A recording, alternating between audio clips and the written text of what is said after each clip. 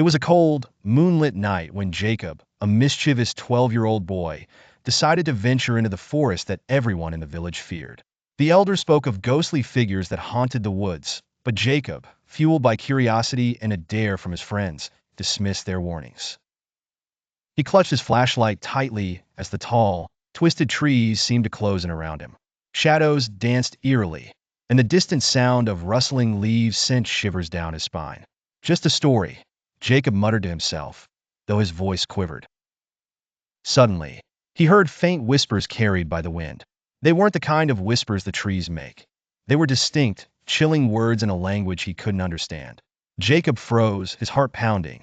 The whispers grew louder, and he could feel an unseen presence watching him. Jacob's flashlight flickered as he stumbled over a root. The air grew colder, and a dense fog began to roll in. From the corner of his eye, he caught a glimpse of something pale darting between the trees. He spun around, shining his weak beam of light into the darkness, but saw nothing. "Hello? Is anyone there?"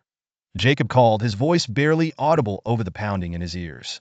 A sudden chill grazed his neck, and when he turned, a ghostly figure materialized in front of him. A translucent woman with hollow eyes and a tattered gown that flowed as if underwater. "You shouldn't be here," she whispered, her voice echoing unnaturally.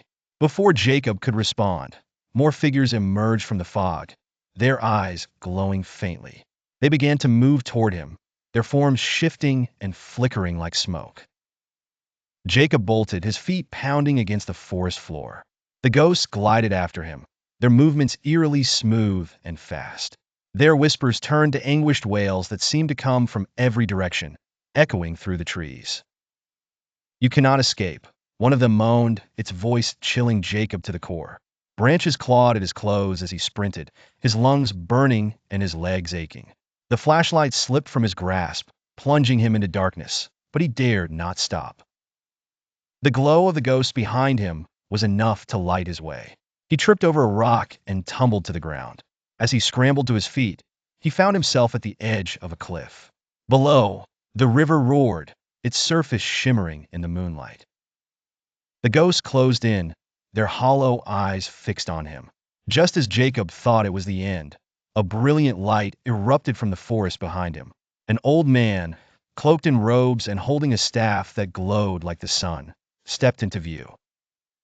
"Leave the boy alone," the man commanded, his voice resonating with power. The ghosts hissed and recoiled, their forms wavering. "He trespassed," one of them growled, its voice like cracking ice. "He is but a child," the man replied. "Begone, and return to your rest." With a sweep of his staff, the light expanded, forcing the ghosts to retreat into the shadows. The man turned to Jacob, who stared in awe. "Who are you?" Jacob managed to whisper. "A guardian of these woods," the man said. "Come, we must get you home before they return." The man guided Jacob through the forest, the glowing staff keeping the darkness at bay. As they walked, he explained the origins of the ghosts, souls trapped by a curse, bound to haunt the forest until someone brave enough helped break it. When they reached the edge of the woods, the first rays of dawn were breaking through the horizon. The man stopped and looked at Jacob. "Remember, curiosity is a powerful thing, but it must be tempered with respect," he said. Jacob nodded, his usual bravado replaced by newfound humility. As he stepped back into the safety of the village, he turned to thank the man, but the guardian had vanished, leaving only the faint glow of his staff fading into the forest. Jacob never ventured into the woods again, but he often wondered about the ghosts and the mysterious man who had saved him.